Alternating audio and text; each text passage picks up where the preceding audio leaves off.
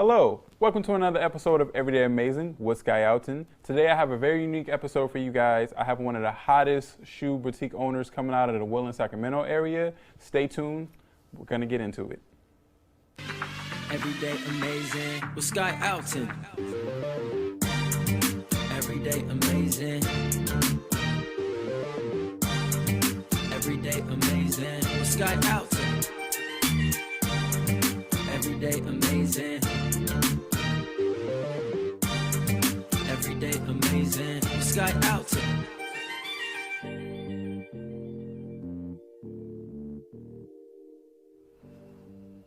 Welcome to the episode. Today I have Dr. Moy with me.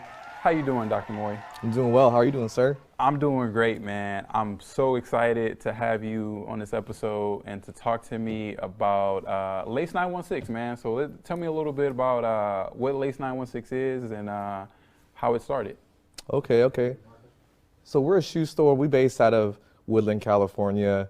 You know, we offer a lot of the latest and greatest for shoes, footwear, and even some apparel. But we've got a little bit of flavor for everybody. It's not just like unilateral. It's not just cookie cut. So you can literally come in and you can get, laced up essentially. So we've got Nike stuff. We've got Adidas, Yeezy, Converse. So we're really known for kind of qualifying that customer when they come in to get them with the right pair of shoes for them. Now, how did you come up with that name, Lace? It's funny that you mentioned that because, coming up in school, everybody just remembers that first day of school when you have a nice pair of shoes, right? And growing up as a child, my parents would get me one pair of shoes for the whole school year. And that was just kind of what I had to rock with for the whole year. So for me, is really just bringing up that and really replicating that feeling of that first day of school, just like fresh pair of kicks, building that confidence, that comfort, that confidence. And that's really the origin of how I got laced to put it, to convey it to the world. And lace could be shoes, lace could be a hat, lace could be your shoelaces, it could be your flannel, it could be lace. We're really aiming for is just that feeling to replicate that confidence and that comfort. I like that, man. I think that transitions well because, as you mentioned, like you say, your first day of school, and like a lot of people are nervous, right? And Right. I think growing up, having a fresh pair of kicks or hat, jacket, kind of give confidence, right? Yep. You don't know anybody, you're in a new environment sometimes, but there's similarities, right? Like that can be like a conversation starter, right? Right. Like you meet somebody and you guys are both into like maybe a certain pair of shoes and it's funny you mentioned that, Sky, is because like with shoes and clothes that we wear, it almost dives into like identity too. So you see a certain pair of shoes, a specific colorway or a type of shoe, and it can be that icebreaker for people to just be like, hey, I like your shoes. That's how I got one of my best friends in high school. Is like, he was like, hey, I like your shoes, man. And we just kind of chopped it up from there. But yeah, like the shoes, I definitely think with sneakers, clothes, and just modern apparel today, it could be sportswear, it can be sports related, right? Mm-hmm. There's a whole world of sports, pop culture, music. It all implements into footwear and the stuff that that separates our foot from the ground. So what's cool about it is it can be an icebreaker for people. And it's really, in a sense, that kind of like, this is what we have in common. right. And it's that common ground. So it kind of brings unity too, believe it or not. I like that. So my understanding, I think we have a few pictures of like when you first started and you first got your store. So Yep. We're gonna take a look at those and maybe you can tell us a little bit about Okay. what we're seeing. So tell me a little bit about this right here. So this photo right here, man, this is when I first got the unit. This is about 1,000 square feet, but this is the unit when I first walked into it.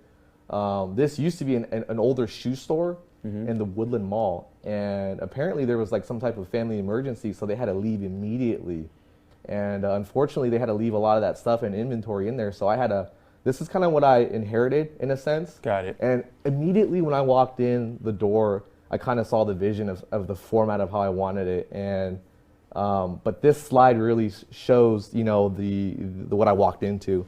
Okay. This slide right here is phenomenal too, because it shows kind of like the work that I put in. The progress, right? Yeah. So this is kind of like the not so fun part, right? You know, the selling the shoes is cool, talking about shoes, but this is me cleaning the floor and getting some of the fixtures and some of the lighting, like right here, changing some. I of the like light that. I bulbs. like how you see that. You know, you added the fixtures, your backdrop, how things are starting to come together. Yep, and that's really, you know, a big process of it. And this photo right here is a phenomenal photo too, because it shows some of the finished product. So as you can kind of see, you can see the shelves for the footwear. This is our men's footwear section. So we've got shoes from like a size 7 all the way up to 13. And this really shows some of the colorways and the identity. So people can walk in, they're just like, they're overwhelmed by a bunch of shoes. Wow. And speaking of walking in, this is actually our front facing our entryway. So when customers walk in, this is like that first glance, that first impression, which is so valuable, right? Shows our sign, the buy, trade, sell format.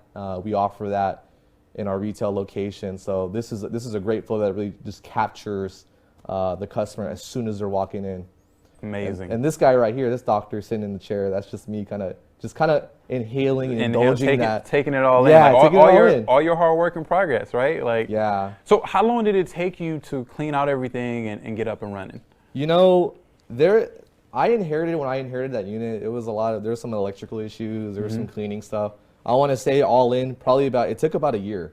And then there was just that, you know, that mental, like, am I ready to open up yet? You know, that emotional, am I ready to open yet? I'm not sure, I'm not ready.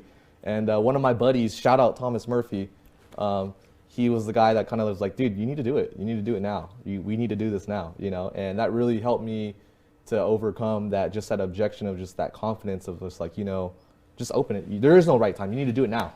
You know? I like how you mentioned that, because I think a lot of people can relate to that. Not just in opening up like their store, but just pulling the trigger on something that they really want to do that they're passionate about, right? Because there's always like there's many people with great ideas, but a lot of people don't actually pull the trigger and follow through, right? And because they go through that same mental block as like, am I ready, right? Correct. When maybe it's not the right time, you know? And I like what you said about that is like, you know, there is no right time. The right time is when you decide it's the right time, right? And so shout out to your friend for really like pushing you and kind of, you know, just giving you, sometimes like, you know, having someone else just give you that advice or just tell you like, you know, just do it can be like, you know, the final step you need. That silver lining, Yeah, to just get you to that point, because you're almost there, you're already there, and then like someone just be like, oh, man, just do it, and you know, and I like how you took a chance on yourself, right? Because it's not.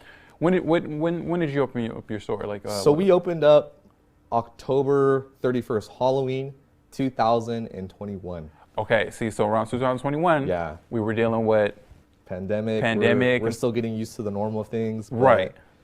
It was definitely, you know, there were some things that we learned, and we're still changing. You know, we're still changing up the formula to see what works and doesn't work. And luckily, we're in a position where we're I wouldn't say a smaller aircraft, but I will use the analogy, we're like a smaller plane. So if we need to revise, it's easier to maneuver versus like a larger corporation, right? Where you need approvals and so on and so forth. So, you know, we're really people oriented. We're a people business.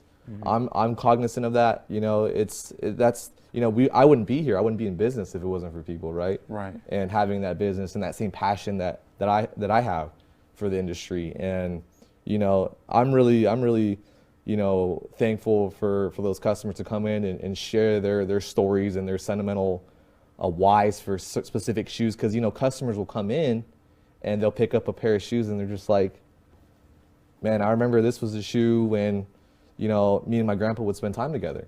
And this was a time when my grandpa was still alive. And it's just, you know, for them to share that with me is touching and it's very inspirational. So it gets very personable with sneakers too. And you could, you know, sneakers are almost like music. Like you listen to that song and it'll bring you back to a time in your life when that certain song hits on the radio. So same thing with sneakers. The fact that you feel that way tells me that you're in the right field and you're doing what you're supposed to be doing, because I can tell, like, you know, as you talk about it and recall, like you are in a people-pleasing business, right? Like you're connecting people and people are connecting to you. And so like the fact that you feel so passionate about it. Like you're not just, well, I just want to sell shoes, right? And I just, you know, like you care. Right. You care about these, you know, these people who you interact with, right? And so I think you're doing exactly what you're supposed to be doing. But, you know, since we mentioned shoes, man, let's talk a little bit about some of the, you know, the sneakers you've brought. Tell me about the pair we got in front of you right here. What's the story with these? So these guys right here, these are the Jordan 1 Lost and Founds. And Nike released this shoe last year, and it was a big topic of conversation with the sneaker community because Nike was trying to replicate a story. So there's a lot of storytelling, there's a lot of visual with this specific shoe. And with shoes, you talk about colorways and history, and this shoe kind of captures all of it. And what really highlights this specific shoe versus any other shoe is, you know, these were the shoes that Michael Jordan, you know, played in. So this Lost and Found concept is really trying to highlight that, you know, mom and pop shoe store feel where, you know, years later they're found in a shoe store. So there's actually a receipt that's listed, and that's a part of the packaging of the shoe for this specific release that kind of highlights the mom and pop Sandy Brothers Sports Depot with the invoice from 1986. So they're really trying to highlight that nostalgic vintage customer base, you know. So again, going back to the storytelling and the emotional attachment, that kind of highlights all that. And it's still a hot shoe. You got the reds, you got the white, the black, and it all kind of meshes together. And it's a Chicago colorway. So this is actually a colorway that Michael Jordan played in. So that's a huge thing too. Now, tell me about what was the first shoe, Nikes or Jordans that you ever owned, and you know, how did you get into your collection? Because I'm pretty sure you probably have a pretty nice collection yourself. Yeah, so fifth grade, I want to say it was fourth grade, I got a pair of Jordan 12s, cherry colorway. So it's like a white and a red shoe. It's predominantly white and red. And it was the shoe that my parents bought for me, that one shoe that's going to last me a whole school year and a whole summer. So it really took some miles on it. Right. Kickball, you know, recess, all that stuff. So it took a beating for sure. But the Jordan 12s, and they're actually, fun fact is they're releasing later this year. That's what's being talked about, is they're going to come out again this year. Because whenever Nike releases a shoe, it's like, you know, they'll release, and then you probably won't see that shoe for a while. Couple years, or hopefully, right? Right. So they're not as widely available to people. So that was the shoe, to go back and circle back, that was the shoe that really kind of caught my interest in my love and passion, and that's where I kind of caught the bug for sneakers. But that, and over the years, you know, as I got older, I was able to save some money, mow a couple lawns, and wash a couple cars, and do a couple of side gigs for my family, like my grandparents and stuff like that, just to kind of get some money together. And as I kind of got older, I got connected with people in the shoe industry. So I started to network and talk a lot and get those deals and know when and where to buy. And that was a huge thing for me, you know. So tell me a little bit about the industry. Like, what's that industry like, right? Because I'm pretty sure there's a lot of people out there who don't know about it, and there's also maybe some misconceptions. So first off, tell me a little bit about just in general what the industry is like. Okay. Right now, it's a little overwhelming because there's a lot of stuff out there. There's a lot of colorways, and you know, if I could give anybody advice that's trying to break into the industry, that has a passion for shoes, or you know, they're starting to like, oh, those actually look kind of good. I wonder how those are on feet, or is that $1,000 pair of shoes? It doesn't have to be, you know, being a sneakerhead, being someone that's a shoe enthusiast or someone that likes shoes. It doesn't have to be expensive. You know, there's a lot of different resources now more than ever. You have online platforms, you know, you have brick and mortar retailers like myself, and, you know, traditional stores that are out there to really dive into and to really look at what you like. And that's the big thing that I always push with customers, is buy what you like. Don't buy the hype. Don't buy the, you know, what's trending. I mean, that might influence you and open your eyes, but buy what you like. Man, we're going to dive more into that. But before that, we're going to take a quick PSA break, and then we'll be right back after these messages. Hello, my name is Sky Alton, host of Everyday Amazing with Sky Alton. Be sure to check it out on X Sacramento, and you can also follow me on Instagram at Sky_Alton. And check out past episodes of the show on YouTube at Everyday Amazing with Sky Alton. See you then.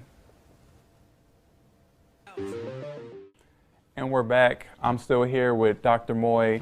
So we were talking about what the industry looks like, you know, and now let's talk a little bit about misconceptions that about the industry? Like any misconceptions that you want to clear up that you think? Yep. You know, Big elephant in the room is being a sneakerhead expensive? Absolutely not. No, it doesn't have to be. You know, there's so many different options for shoes and different colorways, and now more than ever is like the perfect time to be a sneakerhead. The amount of colorways and just variety of shoes and models, you don't have to buy the Ferrari of shoes, or you don't have to buy the Tesla of shoes per se, right? You can just get what you like, and what you like doesn't have to be expensive, because whenever I talk to customers and I'm asking them, try to get a better temperature check on what they like, I always tell them, I always fall back on, you might be rocking a specific shoe, but you're rocking the colorway. So don't get too caught up in what type of model of shoe it is. You want to focus on how is it going to flow with your outfit, how is it going to flow with your jeans, how is it going to flow with your accessories, and layer it up. So you got to get kind of creative. You make the shoes don't make you, right? That's a great point, because I kind of transitioned into like fashion and style, right? Like sometimes people think style is just about having the most expensive thing on, right? And I've always disagreed with that, because I'm like, well, style is how you put things together. If you don't know how to put things together correctly, it doesn't matter how much the stuff costs that you're wearing if you don't make everything flow, right? And so I think that's pretty much what you're saying is like, listen, don't get so caught up on like, the popular shoe. Get what colors do you like? You don't have to have what everyone else has or whatever. Go with what feels right to you. Yep. And I think that's an important point, because I think sometimes people that gets lost in transition a lot of times. Like people just automatically think that, oh, this is new and I need to have this, because if I don't have the newest thing, then I'm not doing it right. And it can be challenging too, like keeping up with the Joneses. There's that phrase where, your neighbor has the new Jordans and you want to get a new pair too, but that's why it really falls back on how, I'm a big avid believer in wearing your shoes too, because as coming from the guy that has so many shoes, like I probably have a good rotation of like 5 or 6 or 7 pairs that I wear on a regular basis. And that's a small fraction on the big picture of my collection. So I need to do a better job, and I need to take more accountability of wearing more shoes. So wear what you buy, or buy what you wear, right? So I like that you said that, because I've met people who collect shoes but they've never worn them. Like I've seen, like, oh, I have this, and this, and never worn them, never gonna wear them. So that brings me into, the question is, do you think shoes are art, right? What do you think about people who don't believe in wearing none of their shoes, but just having them as token pieces? Yep, I've seen it. I've seen people use shoes as investments, where they load up on a ton of, like a release of a shoe of a Jordan, and they'll load up, and then the stock of that shoe will rise up, and it'll be an investment piece.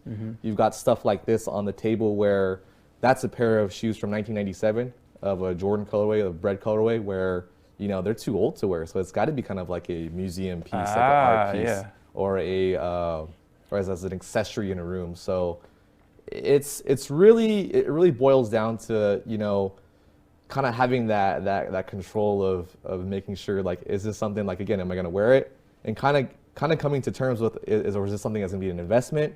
Is this going to be like an art piece that will add as an accessory to like a room, maybe a room full of shoes, right? Or a shop? Because I've got stuff in my shop that necessarily isn't for sale. I've got some like cereal boxes from like collabs of like Cause, who's like an artist, and they're not really for sale. They're just there for like as a token, as a memento, to just kind of show off, like, oh, check this out. This is kind of cool. Right.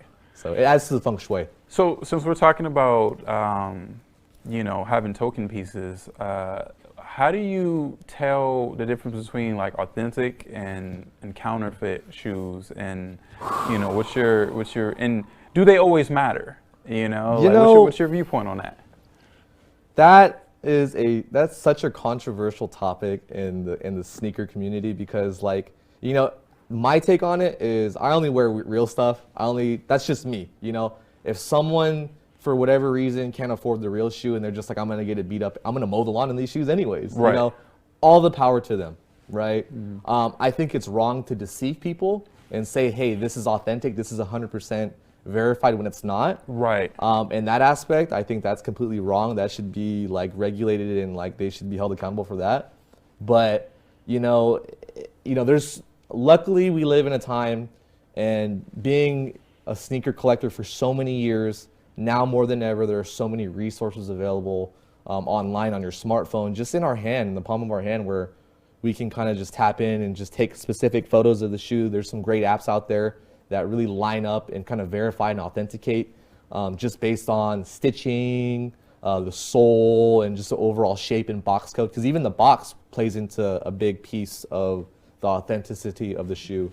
So, I'm not a fan of it per se, but that if someone for whatever reason can't afford the real thing, I've heard that before. They're like, I'm gonna beat these things up anyway, so might as well just buy it's called a rep or a UA unauthorized shoe. Got it. So not my flavor, not my thing. Now, how do you check the authentication of a shoe? Like, what are some of the ways that you can make sure what you're getting is the real product? Sure.